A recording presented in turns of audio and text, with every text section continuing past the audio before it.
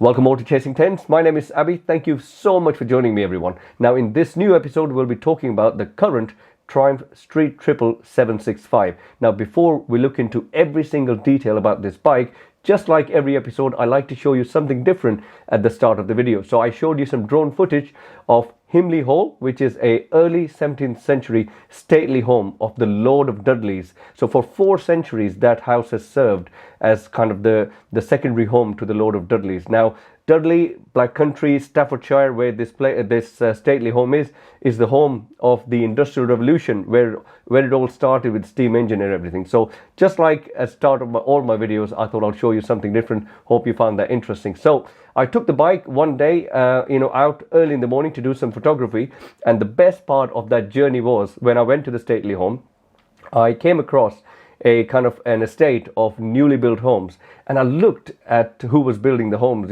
Like there's a number of builders in the UK, and that one was Bloor Homes. Now Mr. Bloor is someone who owns Triumph. I think he still owns 100% of Triumph, and he also, he started with building homes, and that's how he made his millions, and he bought the Triumph Hinckley operation in the early 90s. So you know what, that was a perfect start to a review that morning, early morning, going to stately home and stopping outside Bloor Homes, Mr. Bloor, Triumph. It just all made sense. Anyways, let's talk about the bike now. So this bike basically has sold in thousands. I think they're nudging about 100,000 figure. So many models have been sold, and you know what, it's all been word of mouth, and it's all been the great work Triumph has done on this bike, whether it's kind of the great chassis from the 675 Daytona, or kind of the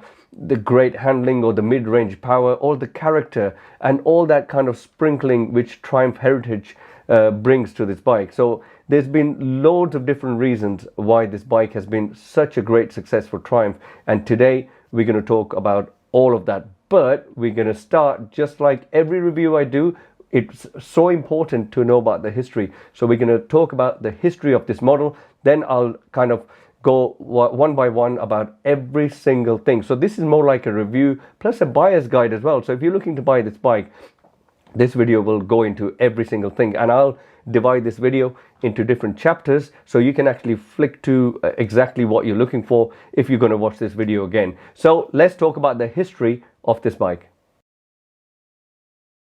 So the Triumph Street Triple was launched in 2007, and it was a success straight away because the DNA was from the Daytona 675. Now, a lot of people know that the Daytona 675 was a very successful super sport bike, not only in the British Superbike series, but also on the road in general and for track day enthusiasts as well. So what they did, basically got all the DNA into this bike, straight bars, minimal bodywork, and they had a perfect lightweight naked with that perfect balance of power and agility, which a lot of people loved from all ages, young or old, or even beginner riders.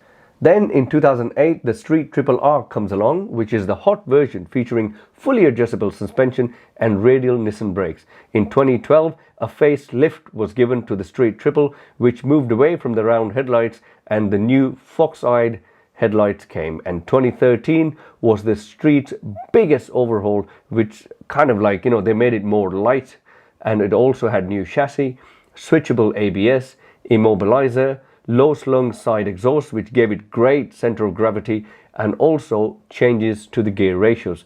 In 2013, they also updated the R model with a high-end suspension package, taller seat height, better brakes, and sharper geometry. It's not quite as aggressive as the first Street Triple R because that was purely based on the Daytona 675. Then in 2015, the Street Triple RX was introduced. This was the new range topper, which took the R's special bits and added the Daytona 675 subframe and seat unit. Plus, a quick shifter was added, and it also had bespoke color options. Now, it wasn't a huge leap from the already great Street Triple R, although the quick shifter did make it feel slicker and more purposeful. Then in 2017, the new generation of Street Triple R models were launched. So the S came, the R came, and the RS was introduced. So featured was a bored out 765 cc motor, which is now absolutely iconic, especially with the Moto 2 series. It had more power, more torque, ride-by-wire, full rider aids package, except it didn't have an auto blipper, which the new bike has. Now, slip and assist clutch was there, shorter first and second gear, chassis was tweaked, and also a colored dash was introduced. So that 2017 upgrade was massive for the Street Triple, especially that 765cc engine, which was an absolute cherry on the cake for them, especially winning that Moto 2 contract and Triumph supplying engine, same 765cc engine to the Moto 2 teams. Now, you know, that really put Triumph on the map if it wasn't already on the map. Now, let's talk about the 2020 model. First, I will go through all the kind of upgrades and add-ons on the RS models, and then we will go through everything. So let's talk about the equipment you get with this 765 RS model. You get a lot for your money, and not that much money as well. The front forks are fully adjustable, show up big piston forks, and Öhlins rear shock is absolutely sublime. Brembo brakes, the M50 monoblock calipers are brilliant. The tires, OEM rubber, is V3 Pirelli Supercorsa SP, warms up pretty quick. A slip and assist clutch, span ratio adjustable front brake lever, traction and wheelie control, up and down quick shifter and blipper, 5 rider modes, self-cancelling indicators, LED lights, and a carbon fiber end tip on the can, a shorty can. Also, you get a multi-function 5-inch TFT Dash. So let's talk about the dash. Like I mentioned earlier, it's a 5-inch TFT multifunction, beautiful color display. However, it's loaded with Triumph's second generation graphics, which are no better or worse than before. Having said that, the multitude of display themes and also the colors to choose from seems a tad kind of complicated for the sake of it. You know, when you really sometimes just want to glance at the dash and just want to see the simplicity of a clear speedo and rev counter. The Bluetooth connectivity and the GoPro interaction is fantastic, especially with the turn-by-turn satellite navigation instructions. So that I found absolutely amazing. Okay, let's move on to ergonomics. Ergonomics of this bike is a massive plus point, and it's absolutely sublime straight out of the box. Normally, I get on any new bike and I want to change the rear set's positioning, or bars feel a bit odd, or they kind of the clip-ons are not right, the knees are too high or too low, but not in this one. Everything feels absolutely spot on. If you are a very, very tall rider, the bike isn't huge looking. It's a very small kind of packaged bike. However, it's very roomy. So even if you are tall, you might look a bit odd on the bike if you are very, very tall. However, it's so roomy that you actually will feel absolutely brilliant while riding it. Pillions get extra leg room. Seat is super comfy. It's a naked at the end of the day. So be prepared that you will be open to the elements. So there's no big screen. That little plastic screen you get with the bike kind of saves you from a bit of wind. So I think if you are just slightly down, so if you accelerate a lot and your helmet is slightly down, that little screen actually helps with a bit of aero. But if you are absolutely a rider who loves to sit upright, then you're going to feel the wind and the elements quite a bit. Now, one thing I must say, if you're going to take this bike on the track, you must have stomp grips, because this satin paint you get with the RS model is very slippery with leathers. So when you really want to hold the bike with your legs, and when you're on the track, you really do a lot of work with your legs on the bike.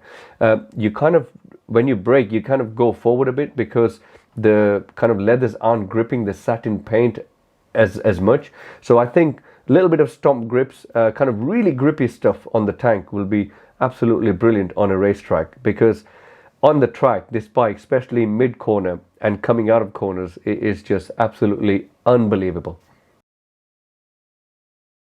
Okay, let's talk about the chassis now, because I think that is also a huge plus point on this bike, because the chassis is a direct evolution of the 675 Daytona chassis. And that's an excellent starting point if you are working on a blueprint for a perfect mid-range naked. They have left it unchanged from the last model. And to be honest, I don't really see a reason why a change was needed. I am a huge advocate of evolution rather than revolution when a change isn't needed. It handles absolutely beautifully. On the road, the change of direction is sublime. And even for track day riders, you won't be yearning for more agility.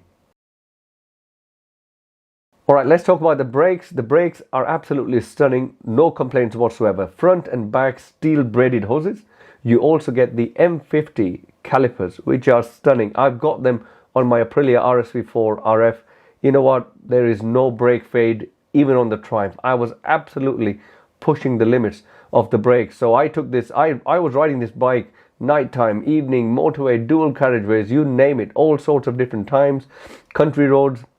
It was sublime, and I really pushed it to see if I experienced any fade. These M50 calipers are just absolutely stunning. Also, what you get with this bike is the brilliant Brembo radial master cylinder, which is very much track inspired. It gives you the adjustability for span and ratio. And a lot of people are worried about adjusting ratios. And I encourage so many people to do it, as some of us want aggressive braking and some of us want progressive braking. So that little ratio on your kind of front brake lever, which you get with this bike, it can really change the way you want the brake feel to be. So if I would say, if you've got this bike, go out and experiment with it. You will feel the difference. It was stunning. In terms of the bite you get with the pads, I think there is so much choice out there with carbon, organic, sintered, dual sintered.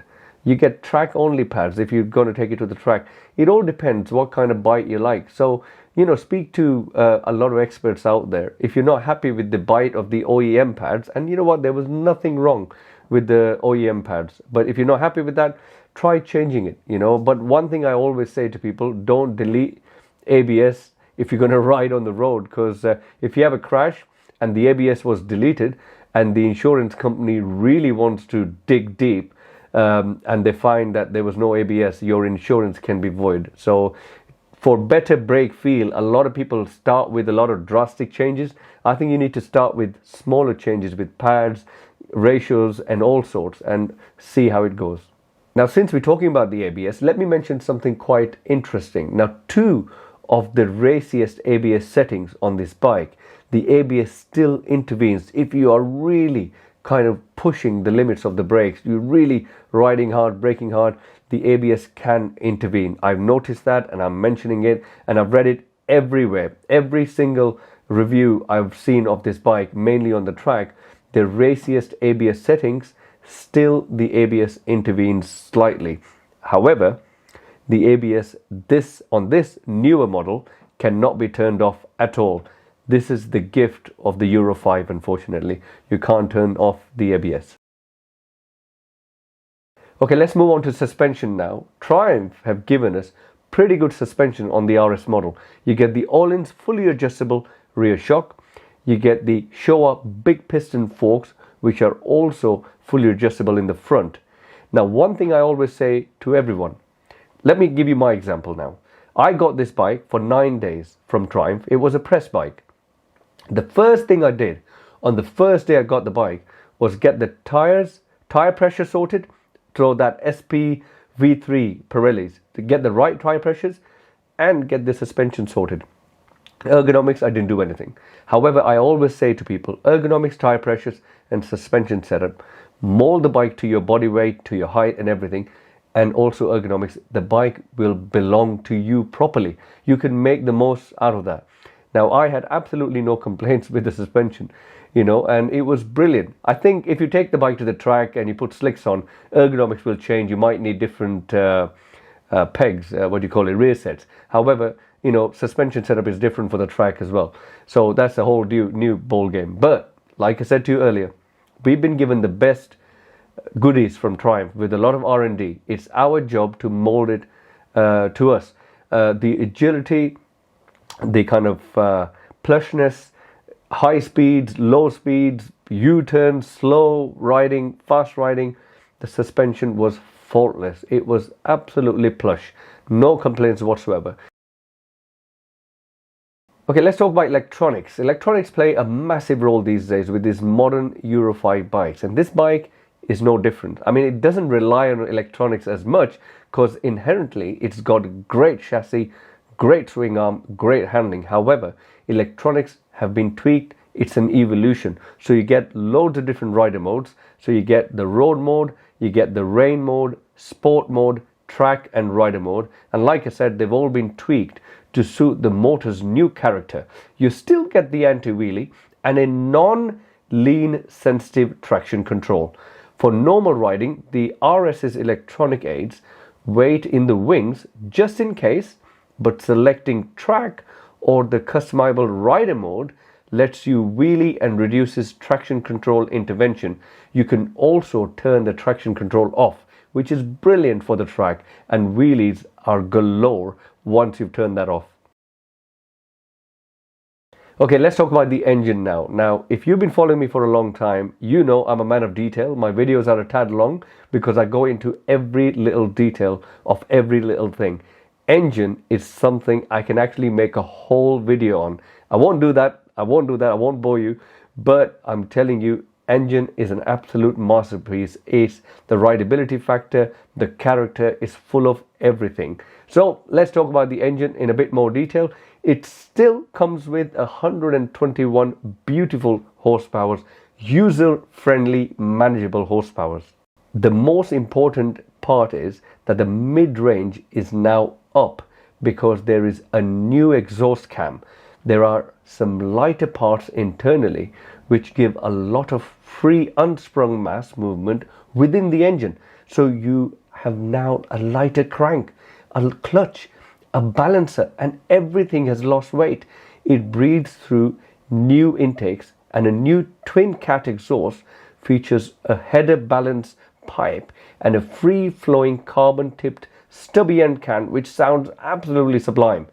All this adds up to 9% more peak torque, 9% extra power at mid revs, and a 7% reduction in inertia. All this makes it an absolute monster out of corners, and you are not changing gears all the time to be at the sweet spot. The whole engine is a big sweet spot on its own, and it can still manage top speed of around 150 miles per hour. But to be honest, it can easily have more speed. Aero lets it down slightly because there is no screen and all the body parts are not flowing like a super sport or a super bike would. So I think this top speed could have been more, but because of no screen and all sorts, I think it's around 148 miles per hour maximum. But the engine and the character is just brilliant. It's a theatrical kind of a adventure with the engine. It's sublime. All right, let's talk about the Quickshifter and Auto Blipper. Now, first things first, they are absolutely faultless. There is no issue with them whatsoever. They perform beautifully, no problems. However, a bit of soul is missing. Now, this is going to be a very hard thing to explain. I've been using aftermarket auto blippers and OEM auto blippers since 2017, and I've used a few now. With this bike, it's more of a click than a slotting of the gear when you change the gear. You're going to think, what the hell are you on about? I mean, when you change the gear, it just clicks into position, which is fine. It works well. The gear changes, no problem. And trust me, there is no problem. But I think it's the feel of the change of gear.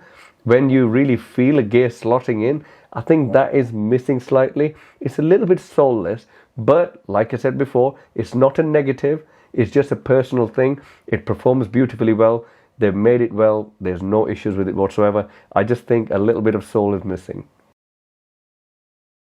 Okay, now we're going to talk about fueling and mapping. A lot of people don't really touch on this topic. I think with the Euro 5 bikes, it's so important to talk about the fueling and mapping of the new bikes to really understand where certain bikes are quite sluggish at lower revs and certain bikes come alive after 5,000 revs, certain bikes come alive after 7,000 revs. This bike has got a sweet spot all along, and I think it's really rather than more electronic, it's actually more inherent beauty of the engine. So the bigger pistons with the lighter internals really give it that sweet spot. So the Euro 5 doesn't really bother it that much. You know, that short stubby exhaust, the sound is great, and the actual sweet spot, there's no slugginess at the lower revs, the mid-range is sublime, and the top is absolutely fine.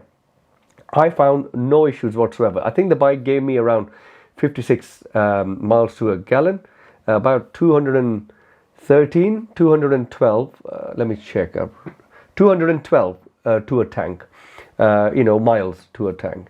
So I think, in general, fueling and mapping, I found no issues whatsoever. I think there's a SC Project exhaust which is beautifully made for this bike, which is very, very famous. A lot of people are having that. If I had this bike, the first thing I would do is change the exhaust. Even though the exhaust it looks beautiful, it sounds great, I would still change the exhaust. I'm a massive advocate of change the exhaust, get the bike remapped, and the bike feels beautiful. So if you are going to go for an aftermarket exhaust, definitely let the ECU know, like with clever mapping, that you've done something like that, and the bike will feel even better. But I think ECU current Euro 5 mapping and stuff like that and fueling is brilliant. Okay, let's talk about the sound and exhaust. As we were talking about the exhaust in our previous point, I think it's very important to touch on this. A lot of people think that the OEM exhausts are very cheaply made. With this one, it's not the case. It's got two cats. However, the exhaust not only looks beautiful, the weight is all very low, very, very low. So the center of gravity is brilliant. So if you are a purist who wants to keep the OEM exhaust, I think absolutely do it, because all the weight is down below, doesn't affect, a lot, and it sounds great too.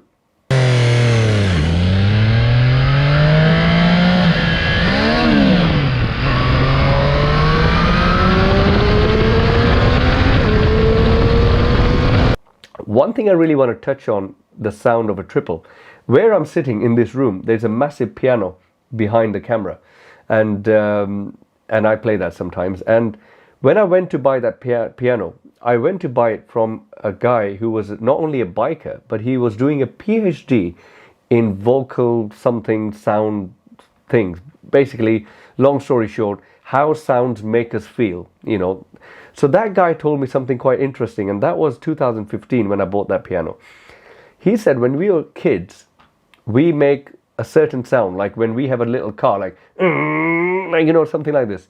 He goes, that sound which we make when we are kids, it actually is a sound of a triple or a straight six. I found that absolutely crazy what he was telling me. But the guy had done a lot of research in sound rooms, and he goes, that's why we love a sound of a triple or a straight six or a V12, because they have the same kind of bang.